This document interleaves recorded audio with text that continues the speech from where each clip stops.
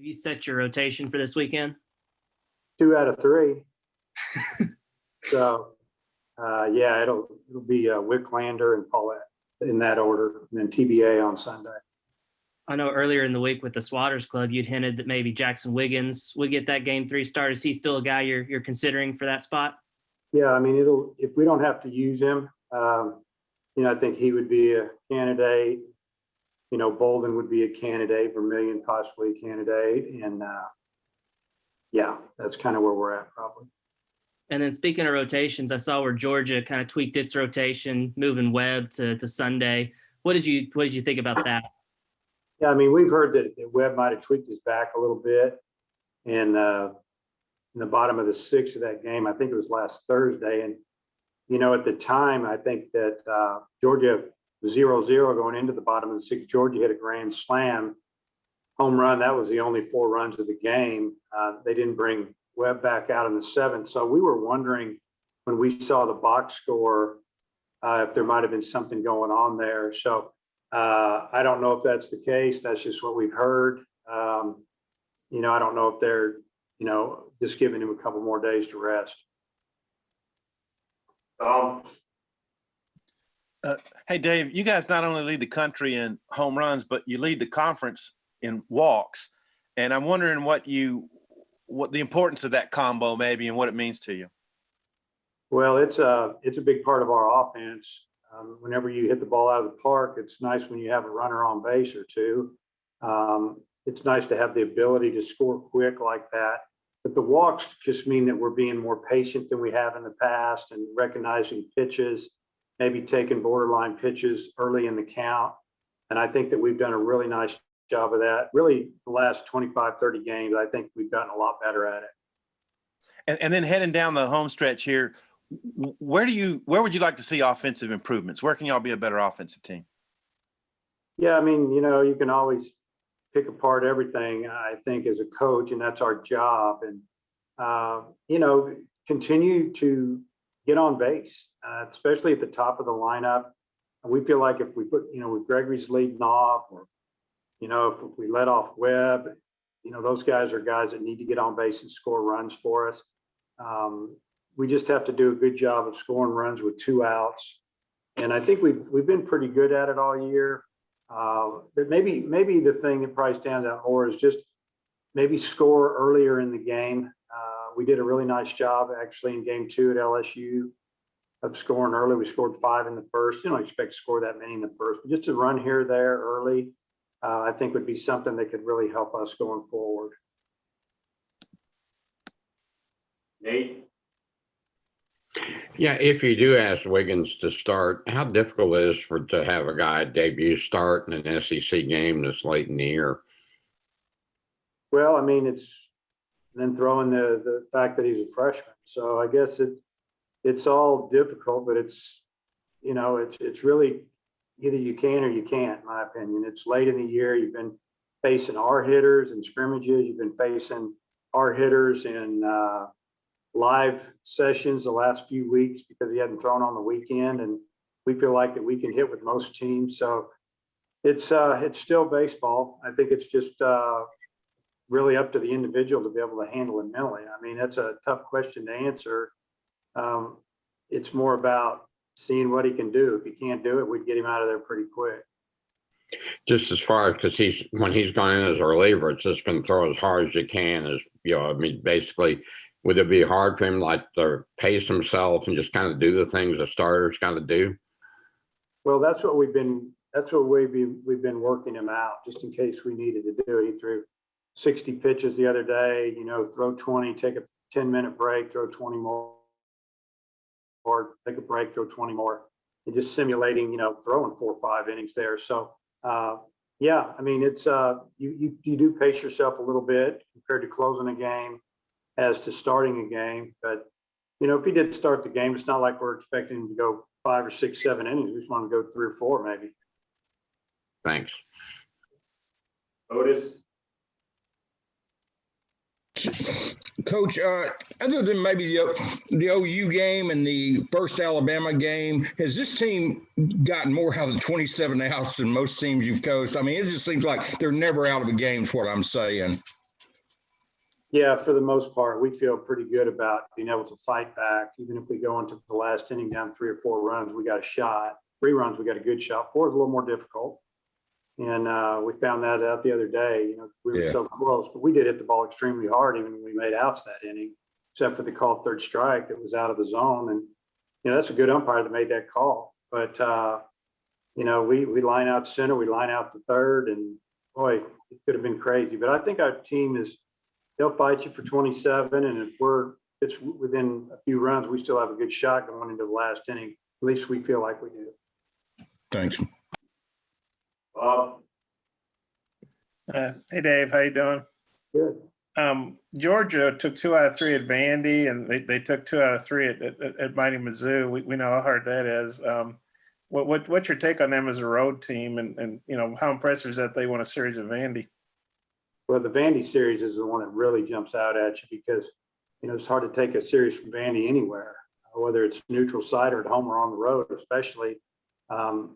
Georgia's roster is loaded with talent. I was looking it over. I think they only have like 3 players in the whole roster that aren't from the state of Georgia, and that's how good that state is. There's a bunch of Division I schools there that are really competitive. You have Georgia Tech. A lot of schools go into Georgia and get some of their best players, and there they are. And they've had some injuries too. They had some injuries in the fall, or they'd have even better pitching staff. They've had a couple of their top pitchers go down with season-ending injuries. So they have a lot of talent. Coaching staff's good. I've known Scott Strickland, coached with him with Team USA in the summer of 2011. He was the head coach at Kent State at the time. So I know what he's all about, and I know how good a coach he is. So they're good. They're like everybody in the league.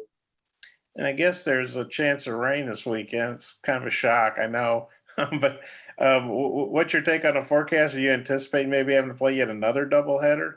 Yeah, it's always a possibility. You got 40, 50%, 30% on Sunday. That's last I saw.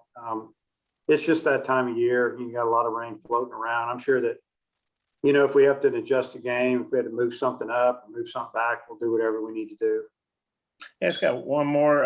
It's been a while. How good is it going to be at home? Because it's been a couple of weeks, and then I guess you're going to be able to have a few more fans than you did the last time you played at home. What are your thoughts on that? No, it's really good to be back. We weathered the storm at 2 tough places, went 4-2 on the road, back-to-back weekends. And that's always, when you look at your schedule and you think, wow, I got to go on the road 2 weekends in a row in this league, it's tough. How are we going to handle that? And I think we did okay, especially playing the teams that we did and how good they usually are at home. But it's going to be good to be at Baum. It's going to be good to see a lot of fans in the stands, and hopefully they're loud. And I sure hope we play well. Thanks, Dave. Nick? Coach, kind of circling back to pitching, it's that third day has always kind of in the last few weeks been to be determined. Is that what you kind of prefer, is to have that kind of open for a decision, or would you like to hammer down someone to pitch that third day? Well, I think in our situation this year, it's probably the right thing to do. If I had, another guy that was throwing like those first 2, I would love to plug him in there and just say, hey, here you go, 1, 2, 3, go get them. The rest of you guys are coming out of the pen. But I don't feel like we have that luxury yet to be able to announce all 3.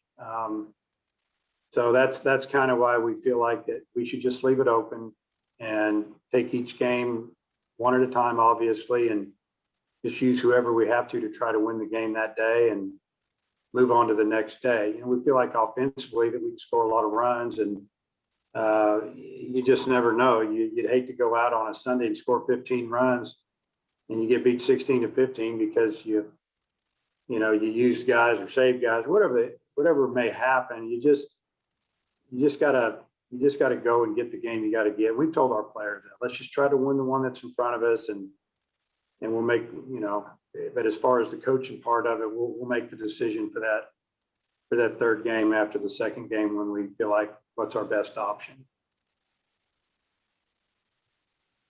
Randy? Dave, talk about the week for Connor Nolan. How's he done this week? He had a rather rough outing. And talk about his progress that he's made this week. Well, he's shown a couple of bullpens. He threw regular bullpen, which is, the 60-foot, 6-inch bullpen, normal distance, and you throw what's called a short box where you're shortening everything up and you're just really working on locating. And it's been fine. So hopefully when he gets out there this next time, he does a good job and has some confidence that he can get the job done, because we know he's got good stuff. It's all about location.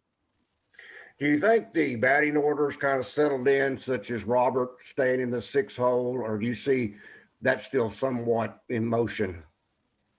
I think it's pretty locked up right now. And I mean, if you look back at the weekend, Robert hits behind Franklin now, and Franklin drove in 10 runs last weekend. And I think part of the reason of that is that they knew that Robert was coming up next and they didn't want to walk him, and they had to pick their poison a little bit. Robert hits a home run early in the series and they see that. Robert statistically, he's got about the same numbers as Franklin, not quite as high a batting average, but it's right there.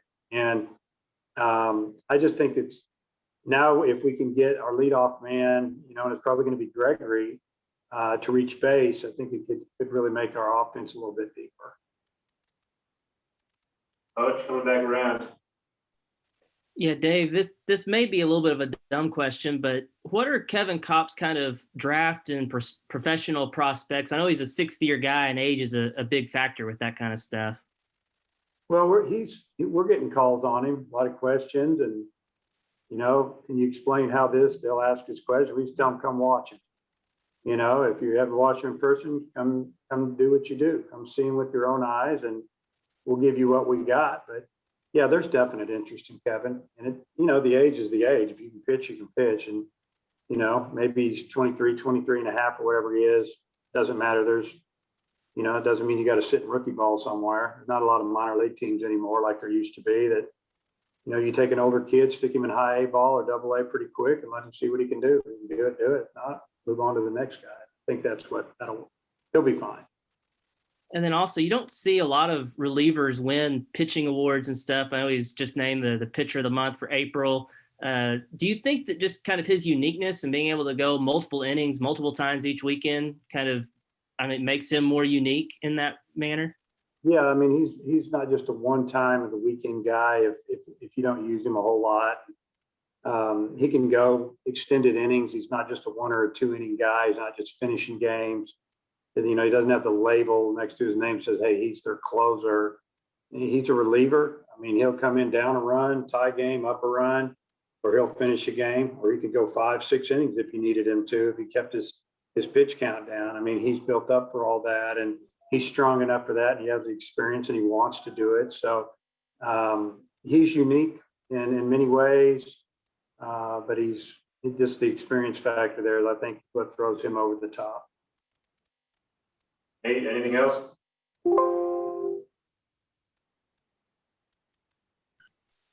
Yeah, not for me. Bob? Sorry, I was having trouble with my mute button. Imagine that. We talked last week about you guys sports supporting each other, and the softball team won the SEC title just, I guess, 5 years or whatever after going 1-23 or whatever it was. Just wondering what your thoughts were on that. Well, my thoughts are that just what an incredible accomplishment by Courtney and her staff, young ladies. I mean, it's amazing. I've been out to watch them a few times, watched, almost all the games, at least the last couple of games over the weekend. And, just what a turnaround from what she inherited. And it's all about the culture that they've created down there. And it's a winning culture, and it's a team culture. And it's, I'm sure there's been some tough days and some tough decisions and some tough conversations by our staff with former players and their players on what they wanted to do, and they've done it. And they've gotten the people in there that believed and worked. And their staff, that's coach of the year, staff of the year right there in the SEC, in my opinion.